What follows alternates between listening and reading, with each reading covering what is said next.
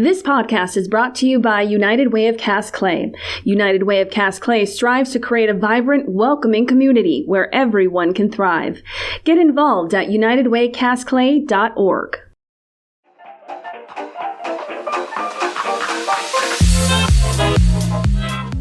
Minnesota was among the states encouraging women to step up to the plate in the 1940s, with its All-American Girls Professional Baseball League team producing notable female players that would have otherwise gone unnoticed. You're listening to The Vault, a Forum Communications podcast featuring true crime and general intrigue from the Upper Midwest. I'm Chris Kurzman, reading a story written by Trisha Turinskas that appeared on the Duluth News-Tribune website on September 15th, 2022. The league, formed as male ball players were being drafted into the military for World War II efforts, allowed more than 600 female players a chance to shine and get a paycheck to play their game on a national stage. The league was immortalized in popular culture by the movie A League of Their Own and a new streaming show by the same name. The Minneapolis Millerettes didn't enter the scene without controversy, though. Rumors still swirl about the treatment the female players received. The crowds the Millerettes drew were quite small in comparison to their rival teams throughout the country. Pointing the finger at a hostile press, the Millerettes spent most of their time on the road, sitting out the opportunity to hear their fans root for the home team in favor of crowds that welcomed women on the diamond. Eventually, the lack of local support contributed to the team moving in 1945, just 1 year after their debut, to become the Fort Wayne Daisies.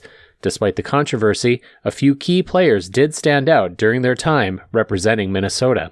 The first is Helen Callahan. As the song goes, the league had Canadians, Irish, and Swedes.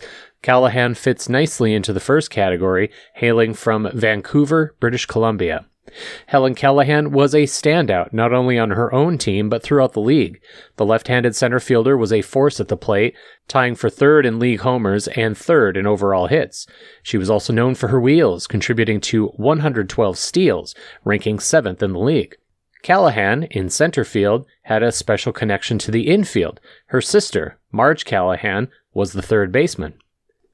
As it turned out, baseball ran in the family. Her son, Casey Candelet, went on to play professional baseball, and he's now a coach for the Toronto Blue Jays.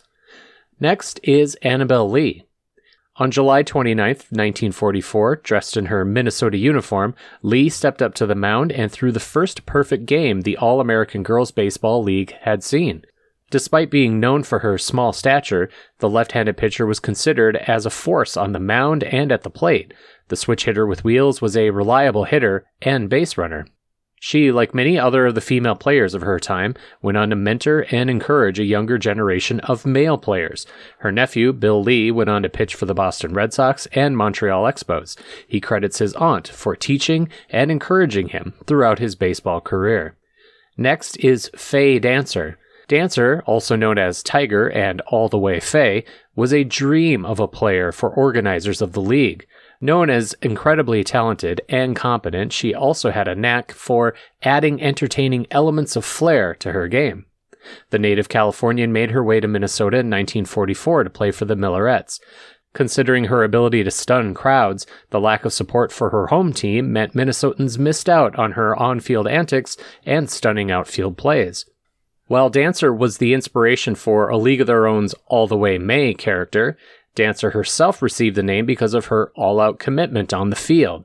According to the All-American Girls Professional Baseball League, Dancer would do anything to make a play, including crashing into fences to catch a fly ball and, basically, doing everything she could to win. Dancer started out her professional career in 1944 with Minnesota, and she went on to play 6 total seasons.